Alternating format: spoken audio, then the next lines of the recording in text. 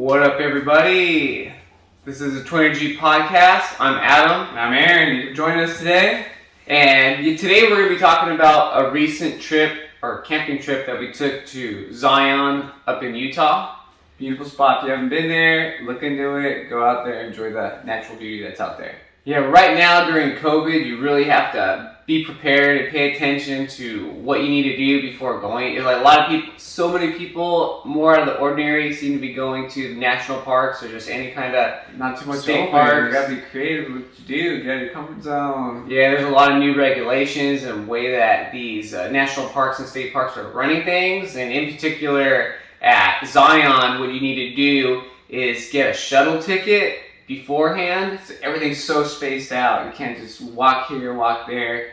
It's an expansive park. Yeah, and they don't even go on sale online till 2 weeks before the date that you want to use it.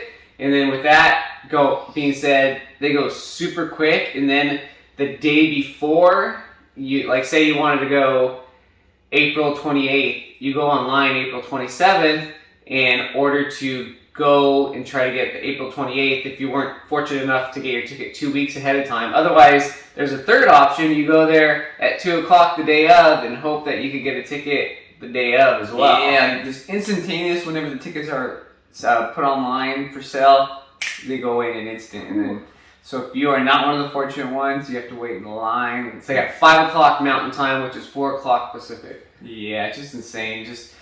I guess it's something you have to roll with the punches just if you want to go out and do something during this COVID era. Yeah, so I found that out the hard way. I tried to get it 2 weeks ahead of time, and I set an alarm for 5 o'clock, and then maybe I didn't even make it out around to try to get the ticket till 8 o'clock Pacific time. No tickets were available 2 weeks ahead of time. Then the day before, Aaron went online. We were fortunate enough for Aaron to find one ticket for, say, the Friday. Got that shuttle, you have to walk miles and miles to get anywhere in the park. But we couldn't get one for Saturday. So we're going to have to do the whole thing again, waiting until the day before and this, that, and the other for Saturday.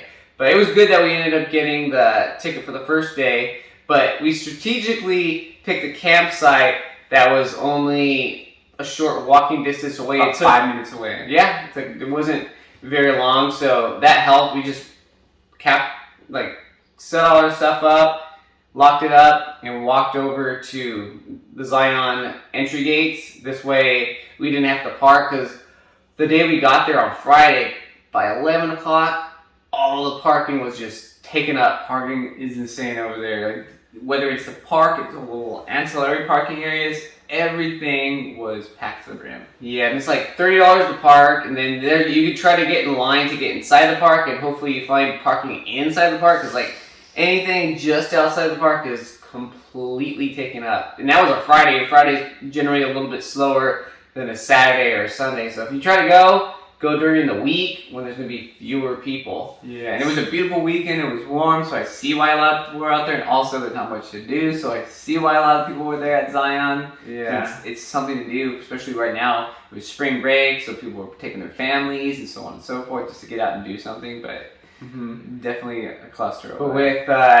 being able to walk over to the park instead of driving, it saved the stress of having to look for a parking spot. So that was good. There's a lot of benefits of camping, or if people don't camp, staying at a hotel that is very close to the entry of Zion. This way you just walk right in.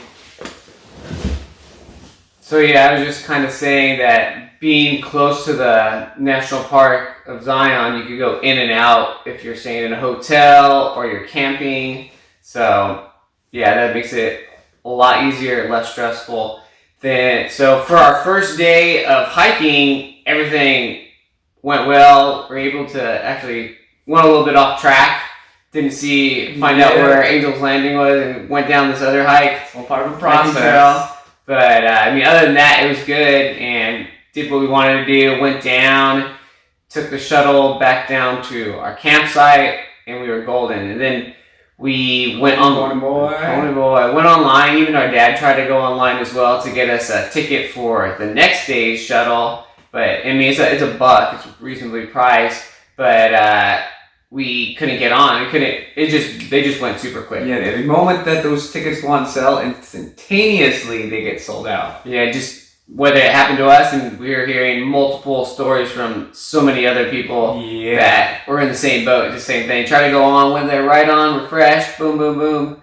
Couldn't even find it. So like some people actually got a ticket, and by the time they went to the checkout area, it had left their shopping cart or something. But it was interesting. There was these 4 girls as we were going down on the shuttle. They walked up to the shuttle driver and said, "Hey, do you think that we can go on the shuttle on the way down?" They didn't have any bracelets from the tickets that they were supposed to purchase. And he's all, "No, because we have other people who have tickets and bracelets that are going to be going down. You're going to be taking spots away from them. And then they're going to be waiting because other people who didn't purchase a ticket are going down." So unfortunately, it's too bad. And as we started driving down, a couple of minutes, I told Aaron, I said, those girls should have just, because the shuttle's like 2 separate carts, and I go, those girls should have just got on the back cart and not said anything to the shuttle driver, and they would have been good. Hindsight is 2020. Yeah, so next day, like I said, Aaron and I tried to get a pass, didn't have pass, so our idea was to sneak on the shuttle on the way down, which these girls should have done. And so it was about a 2-mile, 1-hour like hike up to the trailhead that we wanted to go to that next morning on Saturday. And it went well because the day before we walked/hiked 15 miles, so a 2-mile miles on our little hiking shoes. Yeah, a 2-mile starter hike before the hike wasn't going to be that big of a deal. Just going to get the blood flowing, just kind of get everything loose before we get after it on that mountain. Yeah, so it was good. Can't complain. Got up there, did our hike, did Angel's Landing again, and then it came to the end of the day, around end of our day. I think it was in the afternoon, and we're like, let's jump on the shuttle. So we had our long sleeve shirts on, covering our wrists and stuff. Jumped on the back part of the shuttle, where there's no driver, and went down. No problems at all.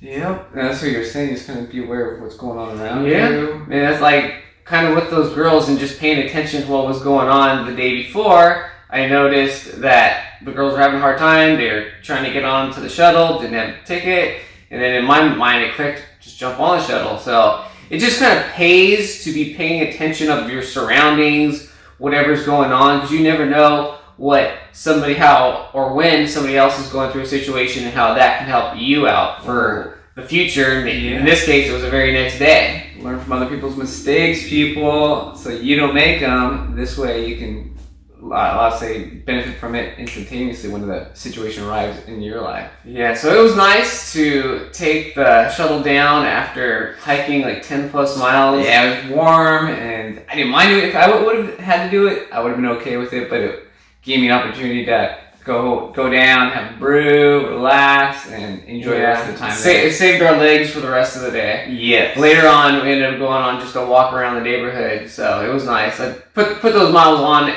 anyway, so this was less of an incline or decline. Yeah, so that concludes my part. I want to pass it on to Aaron, and he's going to talk about what he has to talk about. Hey everybody, for those of you who are familiar with hikes, you know that when you go on a hike, it's a bit of a crapshoot. You don't know what you're getting yourself into, depending on what research you've done or who you've talked to. But one person might say a hike was easy, the next person might say it's difficult, the other person might say, it was mediocre. So it's just difficult a lot of the times until you go on it yourself. Everybody has different levels. Yeah, of what their capabilities are. So you definitely have to do your research, ask people, and or try it for yourself. Try it for yourself. But for me, just going on hikes, talking to people reminds me of when I was in college. We go and rate my professor. I always wanted to find the best professor for me, not the easiest, but just the one that worked with how I like to learn. And you just get mixed results all the time. Like one person said, I love this teacher. The next person said, I hate this teacher. The other person said, this teacher is great, but there's too much work. The other person said, the work was all right, but then there's too many tests and they're too difficult. So at the end of the day, just take the plunge, get a little bit of information from people, but see for yourself how difficult things are or how easy they may be. But Adam and I recently went, as you mentioned earlier, we went to Zion and we went on this hike called Angel's Landing. And while on the hike, or just before the hike, over the last couple of years, Adam and I wanted to do it, and we've talked to friends about it. Some friends have said, oh, it's a little scary, you're holding on to a chain as you go up the side of the mountain, so on and so forth, but it's nothing too crazy. But what they didn't say is that there's about a 2-mile hike, just totally inclined switchbacks, going right and left, and you get a little bit worn out on your way up. And then also Adam and I, we made our way up, and we didn't know which way to go. So we went left instead of right, and we just kind of did a little bit more incline hike, went decline, incline, all over the place for about another half hour or so. And then we made our way back,